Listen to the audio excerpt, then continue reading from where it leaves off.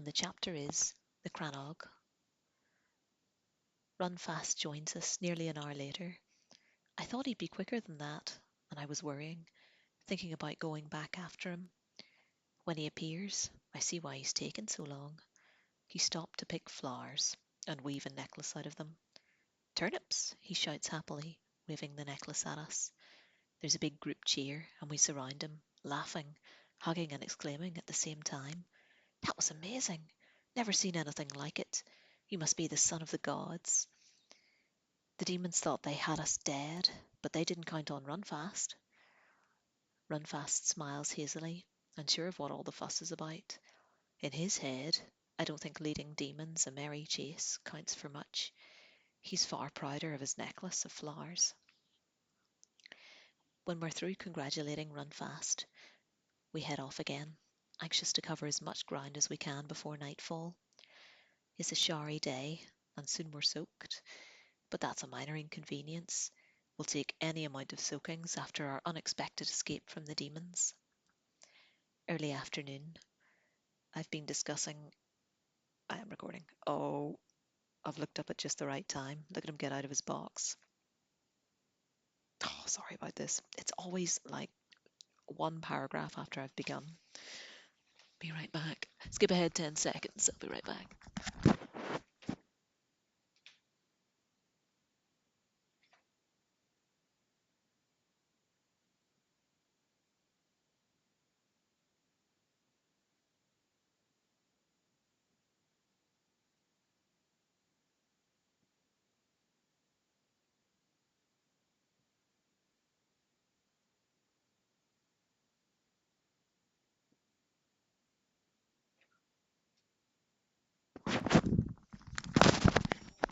I've given him a treat to try to get him to stay where he is, but I feel like I'm just reinforcing a behaviour, aren't I? My apologies. Early afternoon, we've been discussing the Ring of Stones with Fikna, wondering how old it is, who built it, what its original purpose might have been. A pity they didn't have Ogham stones back then, Fikna says. They could have told us who they were and lived on through their writing. Can you read Ogham? I ask.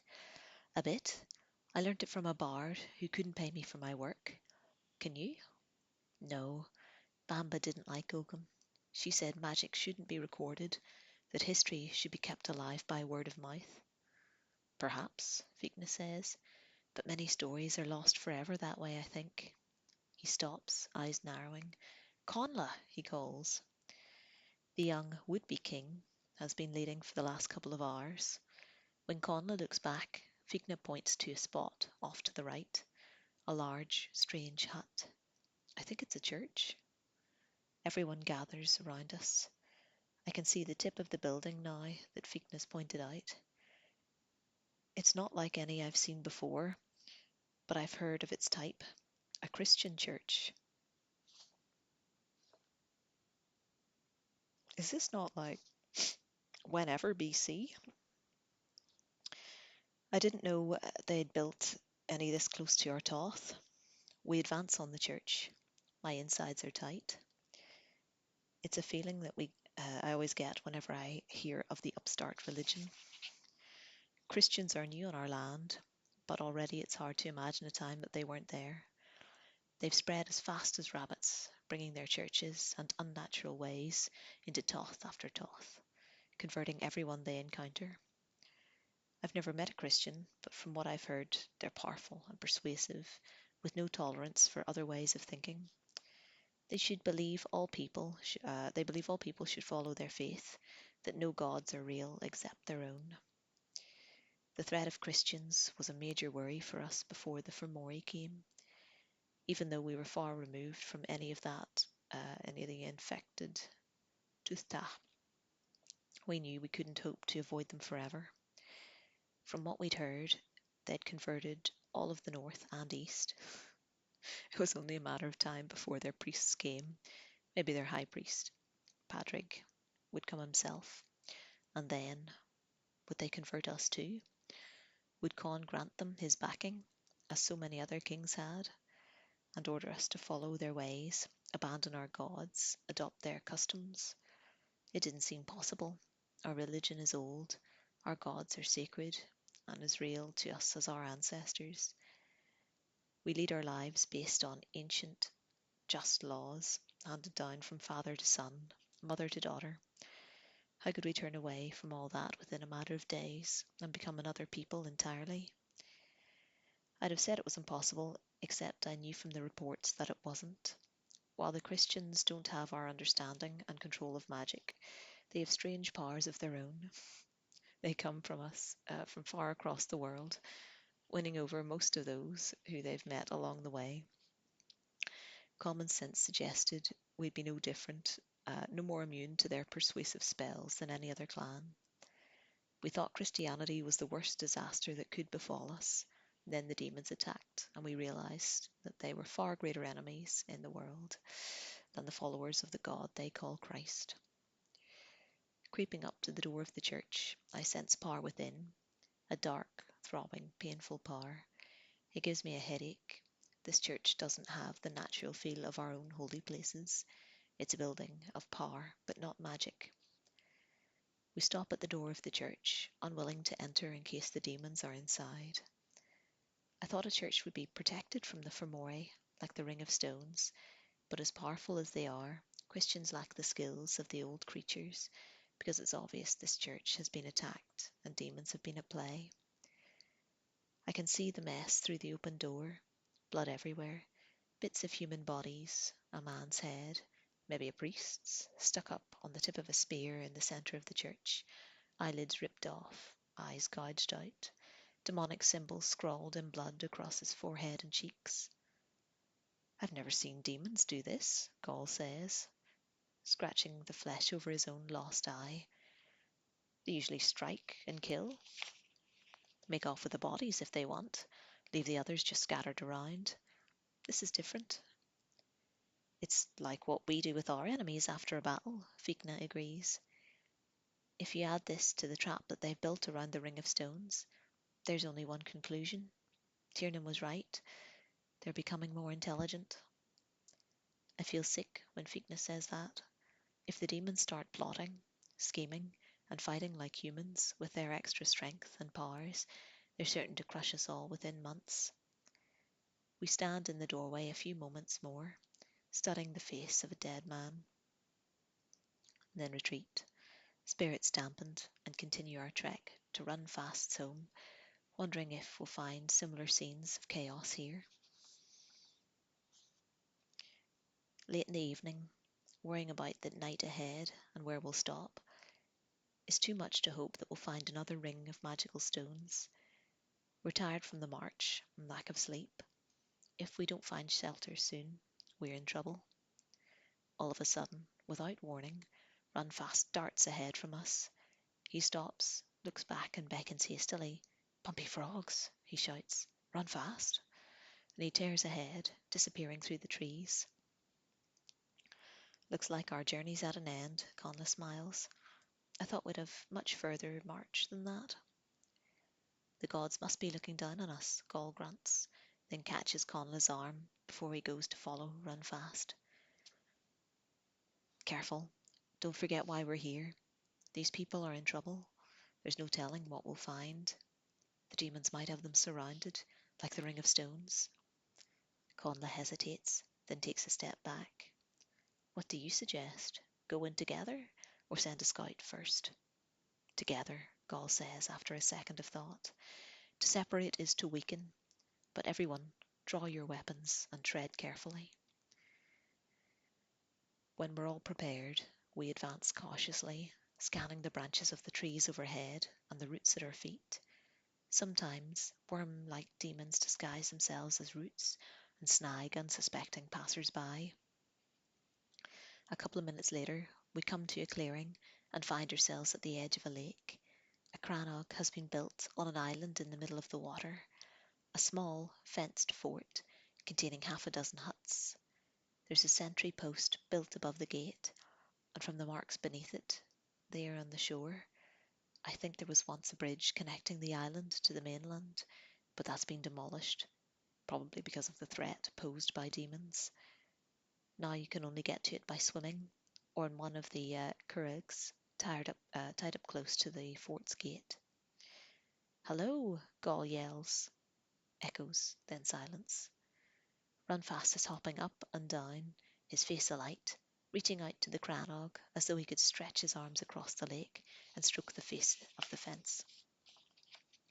Anyone there? Gaul shouts. When the silence holds, he adds, We've come to help. Your boy told us you were in trouble. We're here to... He draws to a halt, since it's obvious no one's going to answer. It's a ghost village, Ronan says. We're too late, Conla sniffs. Maybe not, Vikna disagrees. They might be sheltering underground in a souterrain where they can't hear us. You two seem to think people do nothing but cower underground, Conla snorts, nodding at Fikna and Orna. Why don't you just accept the simple truth that when nobody answers a call, it means they're all dead? I prefer to hope for the best, Orna says stiffly, even when I can't see just as clearly as you think it's unlikely. Smoke bread, Runfast says bafflingly, leaning over so far that he almost topples into the lake. Right, Gaul says. We haven't come all this way to turn back now. If nothing else, the Crannog offers a place of rest tonight. Unless it's been taken over by demons, Conla says. Unless it's been taken over by demons, Gaul agrees. But we have to check. Lorcan, will you swim across and come back in a curragh for the rest of us? Lorcan's the best swimmer in our Toth. Even when he was 12 years old, he could beat most grown men in a race. He steps forward now, studies the water, looking for demons. He can't see any, but that doesn't mean it's safe. They often hide down deep during the day, avoiding the rays of the sun. Without saying anything, Lorcan undresses quickly, then dives in and strikes powerfully for the Crannog. We watch nervously, Ronan having notched an arrow to his bow, ready to fire instantly if his brother comes under attack. Lorcan makes it to the Crannog unhindered and pulls himself out, pausing only to offer up a quick prayer of thanks to the gods. He brushes water from his stubbly hair. It comes off in rusty red drops, coloured by blood caked to his scalp. Then he unties a leather-framed curragh and rows across to where we're waiting. Hard strokes, one eye on the setting sun. Lorcan, Gaul, Runfast, and Orna come first. Then Lorcan rows back to pick up Ronan, Fikna, Conla, and me. At the gate, I test the air for the scent of demons. It's clear. I don't think the monsters are in the village, but I can't be certain. Will we try for the gate or go over the fence? Gaul asks. The gate's open, Fikna says. Gaul squints, then chuckles. I was never the sharpest with two eyes, but with only one. He looks around. We'll go in fast. Any sign of trouble? Retreat to the gate. Based on what we're facing, I'll decide whether to fight or flee. A deep breath, weapons drawn, a signal from Gaul. In. No demons, no people either, just a few chickens and lots of blood. While we stand a few paces inside the gate, Runfast chases a chicken, laughing. They squawk and flap away from him. With his speed, he could catch them easily, but he's only playing with them. Do you think they're all dead? Orna asks, eyes narrow, nose wrinkled against the stench of fresh blood. Unless they're hiding, Gaul grunts. We should check the huts, Fikna says. Aye. Gaul points at Ronan, Fikna, Conla, and me. You four go right. The rest of us will go left. We'll meet in the middle if all is clear. What about Runfast? I ask. Gaul looks at the boy chasing the chickens. I don't think he'll be much help. We set off quickly, each of us aware of the rapidly setting sun. It's almost time for the Fomori. The first hut. Holes have been torn in the walls, so it's easy to peer in. Floor caked in drying blood, but otherwise empty. No trap door, no hiding place. We push on. The second hut is smaller than the first, a tiny entrance, no holes in the walls, dark pools of shadows. We stick our heads through the doorway, allowing our eyes to adjust to the gloom. Objects gradually swim into sight: pots, a small table, a broken chair, rugs on the floor. We could be, uh, or there could be a souterrain behind. We slide in, Ronan first, me last, looking up for winged demons hanging from the hatch. The men search beneath the rugs. Nothing. They file out. I'm bringing up the rear, almost through the door, when something breathes behind me. Bec. I stop, turn, eyes wide, heart beating fast. I stare into the shadows. I can't see anything, but I know I'm not alone. I want to duck out of the door and call for help, but I can't. My tongue is frozen, not with fear, but magic. Long, terrifying seconds pass.